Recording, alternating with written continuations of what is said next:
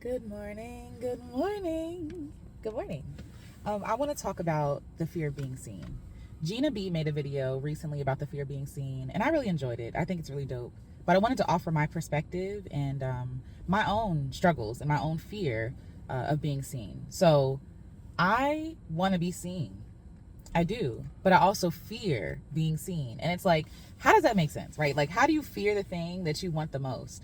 I think that we all want to be seen. We all want to be honored and held sacred. Like, we all want to be recognized as someone to someone, right? We want to be someone's someone. And I know that we talk a lot about like self-love and like, I think all that is great, but I also think it's very natural and normal for us to want to belong, for us to want to be seen, for us to want to be accounted for, right? I know what it feels like when it feels like you're walking through the world unseen. Like when you're not seen, there's threats, right? You're more likely to be harmed. You're more likely to be lost, forgotten about, right? Even if not literally, it can feel like that, right? Around people who don't see you, around people who don't get you, people who see your soul. You know what I'm saying? Like it's not about like seeing, like, oh, you see me, but do you see me, right? So everybody wants to feel that thing, but it's scary. It's scary to be seen. It's scary to be perceived. It's scary to be accounted for, because there's risk. There's risk. There's always a risk of being rejected. There's always a risk of being forgotten about, of being hurt. When you let someone into like the deepest parts of you, right? The most vulnerable, honest, and open parts of you, there's vulnerability there. The guards are no longer there. The shield or whatever it is that you keep on usually is no longer there. And so that person who loves you has the ability to wield things against you. They have the ability to abandon you and to hit you in the places that they know are the most tender. And unfortunately, I have experienced that as well. I've had that experience of people that I loved and people who I thought saw me, saw things and used those things to harm me when I wasn't on good terms with them, when they disagreed with me, whatever. And to me, I feel like that's vile, right? It's a violation. And so because we experience these things, because we experience that harm and that backstabbing, there's another word that I want to use because it's treacherous, it's violent, it's a violation. Because we experience those violations from people, we no longer want to feel those things, right? We no longer want to be harmed. And so what do? We hide. We hide thinking that hiding or not being seen or, not being honest, not being available emotionally will protect us somehow from this harm. And that's not how this works. That's not how this works. Even if you are trying to convince yourself that it's better not to be seen, there's still a part of you that wants to be seen. There's still a part of you that wants to be honored and loved. And I feel like, again, it's a normal human thing to want to belong because we are wired for community. We are wired for belonging. And when we feel ostracized, right, we feel like we're in danger. We feel like we're in constant fear of something going wrong, right? But then on the other hand, when people see us, we're also in danger, right? Of the people who see us using these things against us. What I want to say immediately is that some people will hurt you. Some people will disappoint you. Some people will break your heart. And I wish that there was a way that we could vet. I know everybody's talking about vetting. There's no way. There's no way that you can vet everybody. People play a part very well. And people also have broken parts in them that are sometimes triggered by us, right? Us who are just like living life and not knowing that we are triggering something within them to respond to us so wildly and violently, right? There are some things that we cannot anticipate. And the reason why I get frustrated when people talk about vetting is because a lot of it is, again, victim blaming. That's a whole other conversation. But a lot of it is victim blaming and putting the responsibility on the person who has experienced harm and never holding the person who causes the harm accountable. That's irritating to me. But it's like, we're asking this person to be a mind reader, to be a fortune teller, right? To anticipate. Nobody goes into love anticipating, like, and I'm talking about being open and honest, anticipating that this person is going to hurt us. No one does that, right? Like, and so if you've been a victim of that, somebody flipped it on you or switched it up real quick, it is not your fault. You couldn't have anticipated that. Maybe there were red flags, but again, sometimes we don't know things are red flags until we look back into the past. That shame is not yours to carry. That's that person's bad who did bad to you. Anyway, coming back to the conversation, being seen. When I really consider, when I really get to the heart of like, why do I fear being seen? I fear being vulnerable. Why? I keep asking why, right? So I fear being seen. Okay, why? Because I'm afraid of being vulnerable. Why am I afraid of being vulnerable and people seeing me for who I really am? Because I'm afraid that people will harm me. I'm afraid of rejection. I'm afraid that it's not going to be enough. I'm afraid that somebody's going to offer criticism, about something that I can't change. I'm afraid that I'm not going to be able to measure up to people's standards and understanding. I'm afraid of people's judgment. Like, when I get to the heart of why I'm afraid of being seen, it's about the fear of how people will respond to me. It's not necessarily about me. When I really think about it, like for me, right? Maybe for you it's different. But when I ask myself, why am I afraid of being seen? It's afraid of being overexposed. It's afraid of not being covered.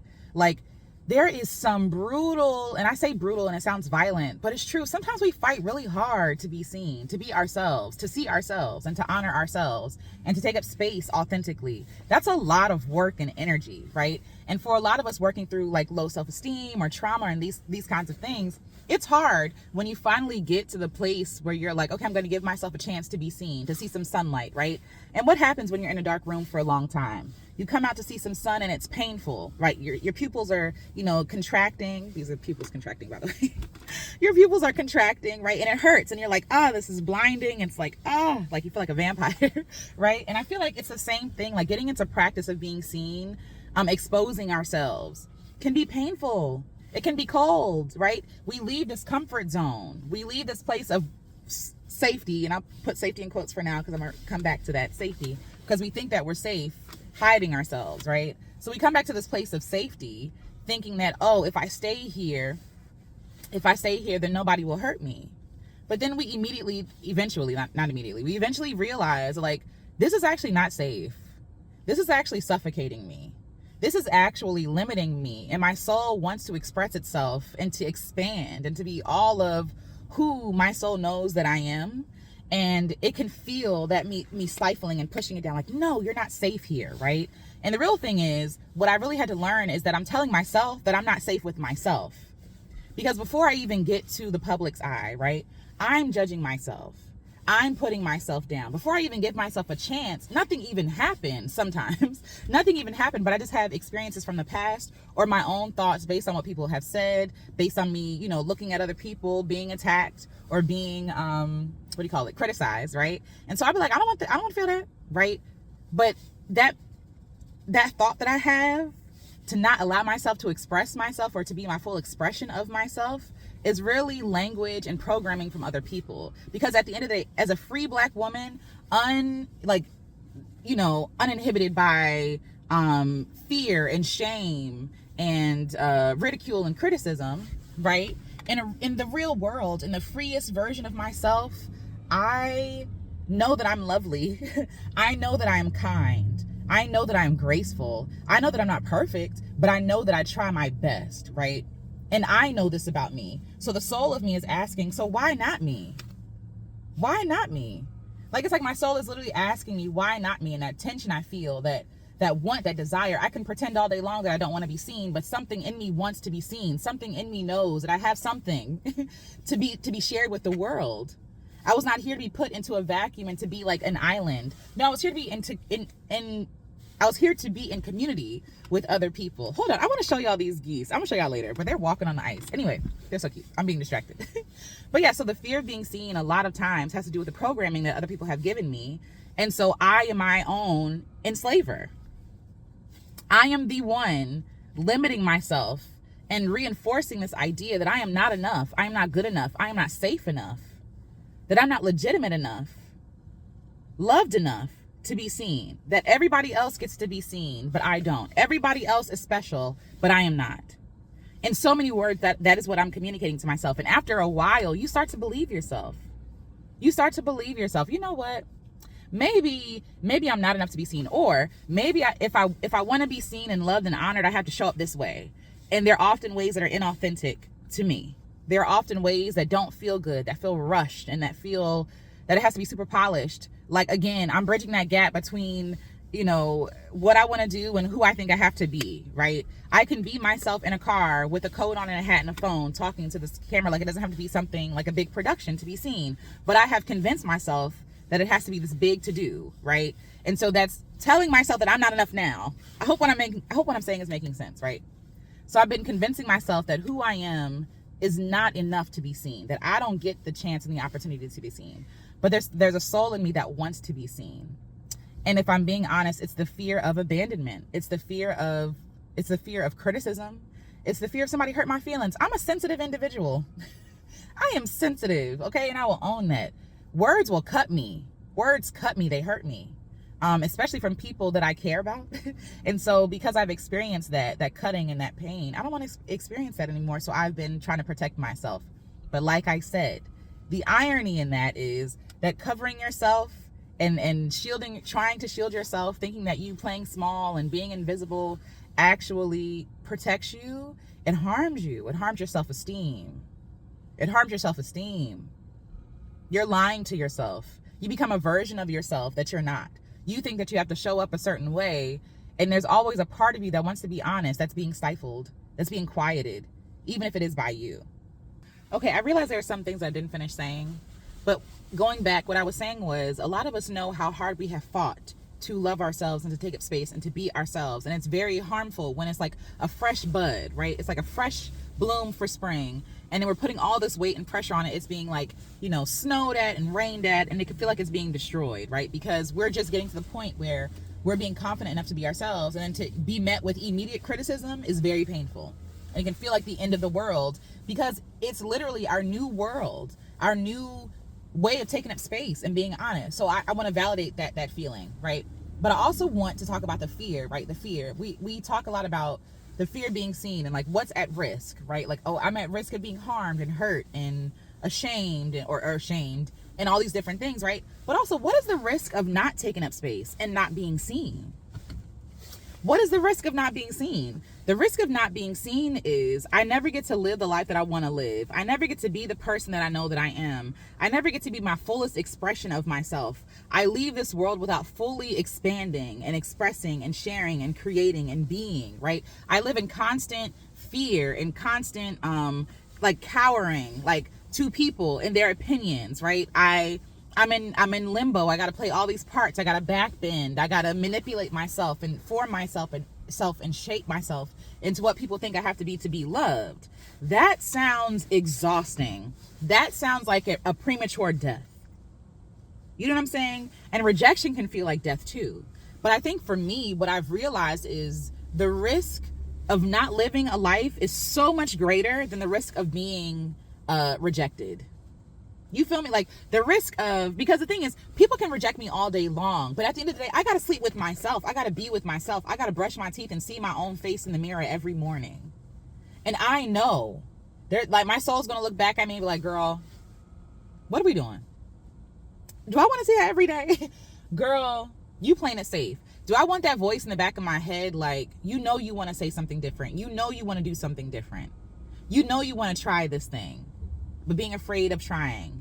Being afraid of being seen as imperfect. You want to be seen. You want to be seen, not just be seen, but be seen for who you really are. That's one of your greatest desires. To be, even if people don't like it.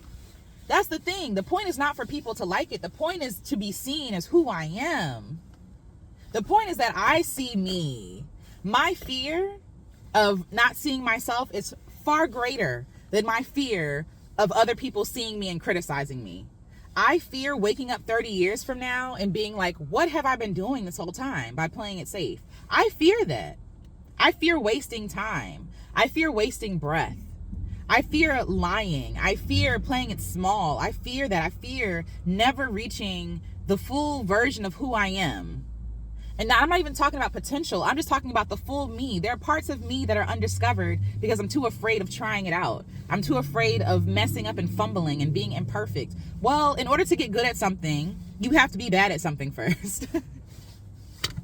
In order to be good at something, you have to be bad at something first. And in every iteration, at every step, at every turn, at every at every milestone, right? I'm worthy of celebration. Just like we celebrate babies who are learning how to coo and speak and walk and balance themselves and point at things and reach for things, right? That steady progress. We celebrate every step of the way. Why are we not worthy and deserving of that same celebration? Who said? Who said that I have to internalize you calling me a failure? Who said that I have to care about what you think about me at all? Isn't like we have permission to not care about what other people think of us. And I don't mean that in like a literal, like, apathetic way. I don't mean that. I mean, we know that it's harmful. We know that this is not aligned with the truth. We know that that part of us that gets upset and offended and angry, that part of us knows the truth. That part of us loves us and knows us. Like, girl, they're lying. I hate when people lie on you, right? Like that feeling, that's that confirmation that we need to keep persevering and going. A lot of us feel that thing and we go back. We go back. I don't want to be offended anymore, right? The offense, though, is that how dare someone speak against me and that's not who I am. So you know the truth of who you are, right? You know the truth of who you are. You know that someone's trying to misunderstand you, but instead of fighting against that thing, we believe it and take it on as our own thought. When your own thought and your own opinions of yourself are valid enough. You're valid. You were born valid. People liking yourself is extra. It's extra. But you were born valid. You were born enough. And I think that's what I want to leave you with. Consider the weight. Consider the cost. What is it going to cost you to be, to play it safe? Is there really safety in that? Like the song that I talked about, like no safety, no hiding in the dark. There's no safety in the dark. You suffocate in the dark. You die in the dark. You forget yourself in the dark. You lose yourself in the dark. You stifle yourself. You prohibit yourself from being your full authentic self. And that teaches your soul that you don't love yourself. You're chasing the approval and the opinions and the love of other people, the affections of other people, which is fleeting and never consistent. You're chasing their affections over your love of your own soul, over yourself, over your divinity, over your being sacred. You don't deserve that. You deserve so much better than that. Do not be your own enslaver. Do not be your own abuser, your own oppressor. Right? We have to unlearn those things. We got to root those things out. When we get to the root and we realize that's not mine, throw it out. Throw it out. And we have to relearn it. We got to plant something new. What is the truth? What is the truth? That even if I'm standing all by myself, I am still worthy and valid of love. It may not feel like it, but it is the truth. The truth is that people in the past did not see me and love me as they should. And even still, I'm still deserving of love. They do not get to determine how I am loved in the future, how I am loved in the present, right? They do not get to qualify themselves as the people who get to say that I deserve to live, to be seen, to be valued, and to be loved. They're not my God. They're not my creator. Like, you know what I'm saying? Like, they don't get to do that. I have obviously put them in a higher position than they should be in. And that's why I say, I know that I struggle with worshiping the approval and the likes of other people. And I'm actively working on that all the time. Because my love of self cannot come from the approval of other people. I have to stand flat-footed and sure in that thing. That I am enough, that I am worthy of love. And that don't come from no man. Because man don't even know if they love themselves day to day. And I'm talking about man as in people. Man don't even love themselves. And I'm letting man tell me that I'm not worthy of love. What? We all out here on this rock in the middle of the space. In the middle of space. Like trying our hardest to love ourselves. And these people don't love themselves either. They can't. You can't. You're like, they're obviously, and I have empathy for them, but I'm not going to allow you to teach me not to love myself. Wow. Wild. Like, they're not qualified. They're not my creator. They're not my, whatever. Like, they're not qualified. And even if somebody treats me like garbage, it doesn't mean that I don't deserve love. They're just not the people. It could just be that simple. They're just not my people. They're not going to get it. They weren't made to get it because they're not my people, you know? So anyway, before I make this any longer, anyway, before I make this any longer, that's what I want to leave you with. Count the cost. What are you more afraid of? A life unlived or what somebody finna say? Somebody random, user 9356701, dictating how you should live your life. What are you more afraid of? A life unlived or your mother's rejection. Woo, that's real. A life unlived, or your father forsaking you. A life unlived, or your cousin and them judging you.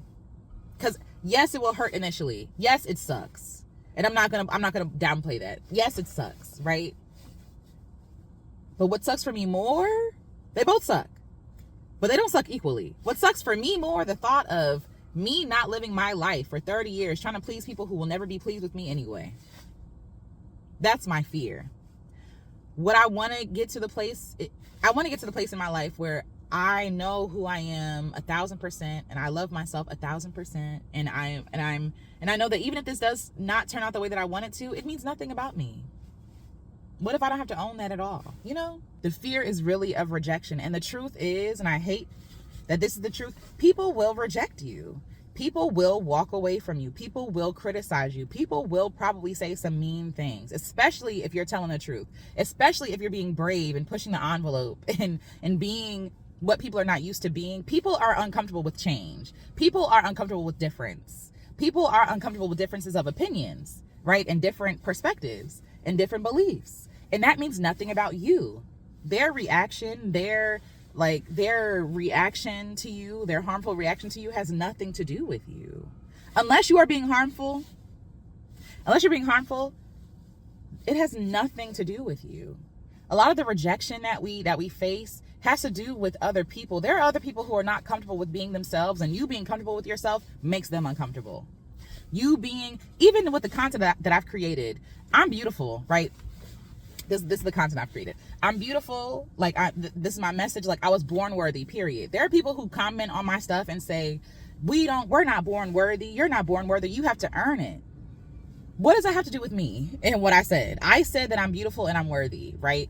You don't believe that you're beautiful and worthy being born. You think you have to earn your worth. So then, because that's uncomfortable and an uncomfortable thought for them, they push back against me. And it feels like rejection. It feels like criticism, when really this is an opportunity for them to do their work, to interrogate their thoughts. Meanwhile, I'm putting on their thoughts like, oh, maybe it does mean something about me. No, anything that feels limiting, I don't want. I don't want. I'm an ideal person. I already talked about this. I'm not a realist. I'm not. And I also believe that idealism is realism. It's like, idealism to me is realism with hope. Realism with action. You feel me? And there are a lot of people who are comfortable with what is. I am not. I know that we can do better. I know that things can change. And some people are uncomfortable with change. They will try to limit my ideas and my perspective and my dreaming. And it worked for a long time. I stopped saying stuff because I didn't want to sound delusional. I didn't want to sound naive. I didn't want to sound like I was like oversimplifying everything. You know what I'm saying? You know what I mean? So I quieted myself. I didn't want the truth to be seen. I didn't want the true me to be seen. I wanted the me who was safe and loved and tolerated. Not even like, that word just came up. But the me who was tolerated. It felt like me being tolerated was better than me actually being loved. I wanted to be in the room. I didn't want to be outside the room. It's hard to love yourself and be alone than it is to be tolerated and with a bunch of people, because at least you're not by yourself, right? But that's my own issues. That's my own issues, right? Coming up. Like, and so being able to see that and really sit with that truth, like, what is really at the fear of being seen? Like, what are you afraid of? I'm afraid of success. I'm afraid of failure. I'm afraid of rejection. I'm afraid of criticism. I'm afraid of having my little feelings hurt. I'm afraid of having these big dreams that don't amount to anything. And really, like, all the fears, a lot of the fears, not all of them, because I also fear death, right? But a lot of the fears that I have are about other people. And a lot of us are living a safe life, a muted life, a numb life, like NUMB, like a numb life, a tolerated version of our lives, like kind of just being lukewarm. And lukewarm is not comfortable. Like, even if you're coming from the Christian's perspective, right? Like the Bible says, like, if you're lukewarm, I'll spit you out of my mouth. You feel me? And to be quite honest, I get it, because either you're going to be for it or you're not. Either you're going to be yourself or you're not. And our soul knows when we are betraying it. Our soul knows when we're betraying our soul. Like, our soul knows, like, girl, you're not being honest. You're not being your full expression of yourself. You're not allowing yourself to take up space how you know that you should take up space. You're telling half truths. I'm guilty. You're telling half truths. You're saying what is palatable to people. You're not being honest, even if it shakes the boat. Even if, people might push back on it a little bit. Even if you might be wrong. Like, could it be possible that you can be wrong and complicated and not an expert and still be loved? Is that possible? And the answer is yes. We don't need other people's permission to love ourselves and to see ourselves and to allow ourselves to take up space. I liken, again, the fear of being seen to the fear of being loved. Like when people say they love me, I clam up. I get nervous because I'm afraid of letting them down.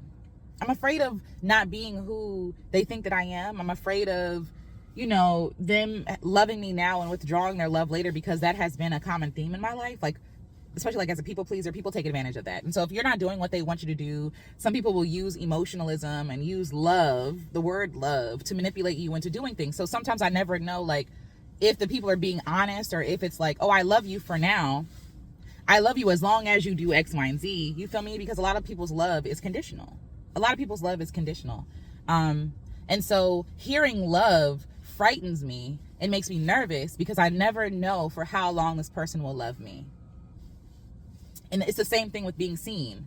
I'm afraid of being seen because I'm afraid of fading into oblivion. Isn't that interesting? I'm afraid of being seen because I don't know how long this will last. I don't know how long you will see me. I don't even know what you think about me, right? I have no control and no say over like what you believe about me. And honestly, that's a gift because that would be too much to manage. Other people's perceptions of you, that'd be too much for you to manage. It's exhausting trying to be everything you think you need to be for someone to love you. What is easy, and I don't mean easy as in like not scary. I mean easy as in it exerts the least amount of energy and effort. What is easier is to be yourself. What is easier is to see yourself. What I'm committing to is to learning how to see me, to see myself, and to love myself despite what anybody else thinks or assumes about me or perceives about me. I'm blessed in that I have people who do see me. Like I have friends who see me even when we're not in the same room. Like they see me. Like I'm at the top of their mind. I'm in their hearts. They see me. They see my soul. They see the soul of me. You feel me?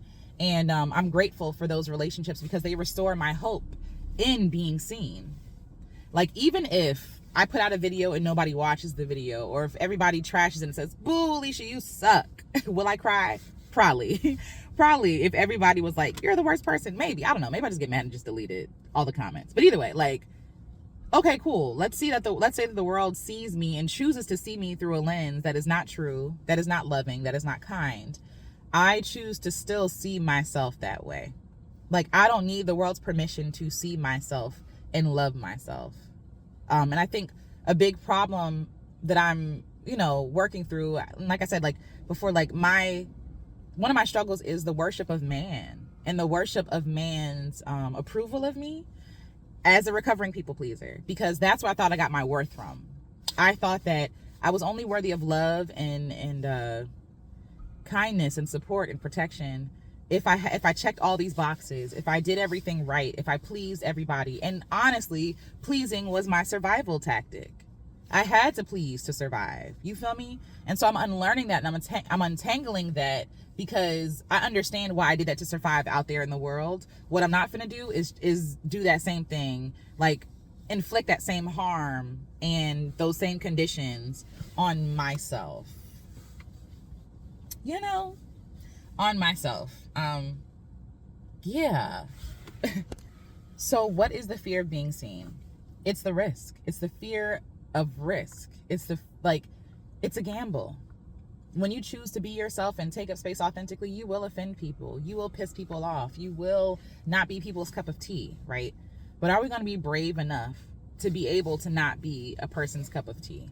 Are we going to deny ourselves the ability and the right of taking up space and loving ourselves unconditionally because other people don't want us to love ourselves unconditionally? Who does that serve? Who does it serve for you to be afraid to take up space, right? And especially, like I said, especially if you want to do good in the world? What do you think the oh, okay. What do you think the what is the word? What do you think the prerequisite is for you to take up space to love people and do good by people? What do you think that is? Why is everybody that wants to do good for people afraid? Isn't that interesting? The people who are doing evil in the world and like just sinister things and selfish stuff, they're so selfish, they don't even consider what other people think of them. That's crazy, right? And the people who do care, because we are so empathetic, right? And because we do want to please people, and I don't even think there's anything inherently wrong with wanting to please people. I don't. I think because we care about people, we want people to leave us being well. Like, us wanting to do well by people, I think sometimes gets confused with people pleasing. And it's like, no, like, what is wrong with that? If we're bringing goodness and light into this dark and heavy and evil world, why do we have to wait until we meet some sort of qualification to do so? Why? Who said that? It's almost like the world is trying to convince us that goodness cannot thrive here and they be successful. Makes you think. Anywho, I just want you to take up space. I want you to question why and really be honest with yourself. Why am I afraid of being seen? What am I afraid that's going to happen to me? I'm afraid, and I'm gonna be honest, I'm afraid of some of my family and friends seeing the stuff that I create, right? I'm afraid of that. Why? Because I see them on a regular basis and I'm afraid of them judging me. I'm afraid of them thinking that I'm doing too much. Who do you think you are? I'm afraid of their judgment and their criticism. I'm afraid of being found out that actually I be doing stuff. You know what I mean? I'm afraid of my deepest, darkest secrets being exposed for the world to see. You know what I mean? Like, I'm afraid of their judgment. I'm afraid that they may not love me anymore. I'm afraid that who I am with them, I'm afraid that who I am with them is completely different than who I am by myself. I don't think that's the truth, but that's the fear. Like, I'm just being honest about what's coming up. When I really ask myself those questions, right? And then if the answers that come up, they can be invitations. So let's say that I fear that who I am, that they're going to find me out and find out who I really am, right? Oh, my family, my friends are going to find out who I really am. Maybe that's an invitation for me to be all of myself, or to interrogate why I don't feel like I can show up as my full self with those friends and that family. You know what I'm saying? When you really get to the heart and the truth behind things, it's work. It takes energy and time to figure out, like, what is going on? What is this really about? What is this really about? And I do believe in, like, exposure therapy. Again, I'm not a therapist, by the way, but I do believe, I'm using this as like a colloquial term, so please forgive me. But I just mean, like, I do believe in fear, right? And in building bravery, it takes time and energy and effort. Like, it's like building muscle. So if you're afraid of being yourself, share a little bit of yourself here and there. Share a sentence, share a truth, right? Share a thought. But more than that, go to the root of it, because we can change our actions all day long. But if we're not at the heart of why we're afraid, and if we're unable to be honest about that, then those random changes are not going to take root. We got to get to the root of this thing. And a lot of the fears that we have that are rooted in our heart are based on past experiences, are based on what people have said about us, or based on, like, what other people have told us that they experienced. You know what I mean? Like, but where does that come from? There is a lot of fear of being seen that I have because of, again, a teacher in college being seen. I was one of the only Black people in my class. That's a whole thing. But, like, she saw me and she attacked me. And every time she saw me, she attacked me. And one of my fears of being seen is being attacked, being ridiculed, and being made to be this person that I am not, that I know that I am not. Being manipulated into thinking that I'm the worst person in the world. Like, I have these scars. I have these fears for a reason. They didn't just come out of nowhere. And I want you to get to the heart of why you are afraid. Why you are afraid. My worst fear is heartbreak. One of my worst fears. I have a lot of fears. Maybe I'll share with y'all later. But one of my worst fears is heartbreak. Like, someone leaving me and confirming what I have been fighting to not believe anymore, that I am not enough, that I am unqualified, that somehow I don't hit the mark necessary to be loved and appreciated and valued. I went my whole life being unseen. and only being seen for my achievements, and only being seen for the things that I did good, only being seen for the way that I serve people. And a part of me is afraid to come out of that, like come out of that servitude, right? Because I'm afraid of no longer being seen for what I can do for somebody, no longer being seen for, you know, I don't know, the labor. I don't know, like the labor is the word that comes to mind. But like, I'm afraid of not being seen unless I show up this way. So what does that mean? What is that? How does my fear of how does my fear of being seen show up? Me overworking, me people pleasing, me chasing the affections of people who don't actually love me, right? Trying to convince someone to stay, trying to convince someone that I'm a good thing, trying to convince someone to love me well. This is how the fear of being seen has shown up in my life, because really the fear of being seen is really just the fear of rejection, the fear of abandonment, the fear of neglect, the fear of someone withdrawing their support and their love of me. That's the fear. And that fear has kept me quiet. That fear has kept me playing it safe, which is really just like lying. And I know you don't have to use that strong language, but I'm trying my best to live a life of integrity. And I can acknowledge that I have not been integral in all things, whether it be playing it safe or like, I want to say something, but I don't, because I don't want to rock the boat. I want to disagree, but I won't, because I don't feel like arguing with you. You know what I'm saying? Like stuff like that. So it's not like I'm lying, like, hey, I'm lying about who I am. It's more like I'm withholding, I should say. And I'm not shaming myself for that, because I know that fear is real, because my experiences are real. The whole point is the fear of being seen is valid. Your fear of being seen is valid because you're exposed. You can no longer hide, right? Once you're seen, you're seen. Once you're out there, you're seen. You feel me? Once you're seen, you're seen. When people know you do something, it's like, oh, that's interesting. But I promise you, people are not thinking of you, and this is not in a negative way. People are not thinking of you as often as you think they are. They're not thinking of you as much as we think they are. You know what I mean? Like, people have their own lives. They have their own insecurities, their own traumas, their own fears, their own things, right? And they are not thinking about us as much as we think that they are. And even if they are, that's a problem. But also, like, even if they do share something, we don't have to take their thing as truth. It takes time and energy and effort, but we can interrogate those things that people say. What is this really about? What is the history of this person? Do we even have a rapport? Does this person know me? Does this person have the best interest at heart when they're sharing stuff with me? Right? We don't have to take on everybody's things. Just like on this channel, I delete negative comments. I don't care. People be like, oh, you know, you don't want it to be echo chamber, and I don't. But like, I'm not gonna sit here and be disrespected by people. I'm also not gonna give space to people who just want to be divisive and confusing and antagonizing to not only me, but also people who comment here and share space here. Absolutely not. So I get to decide what I believe is true and not. You feel me? But we all want to be seen. We all want to be held and loved and valued without having to perform for it, without having to audition for it. You know, and I think a lot of our fears are from this broken and fallen world where we are so transactional, where we are so selfish, that we're creating generations of people who are just like wildly insecure. And I'm a part of that generation. Wildly insecure, feeling wildly insignificant, like wholly insignificant, like just wanting to be seen and being afraid to admitting to wanting to be seen because we don't want to come off as arrogant or like attention seeking. And there's nothing wrong with you wanting to be seen and be seen well. You deserve that. You deserve that. But I would ask you to try to interrogate those fears and those thoughts that come up. If you like, if the fear is like, if you take up space, people are going to hate you. Is that true?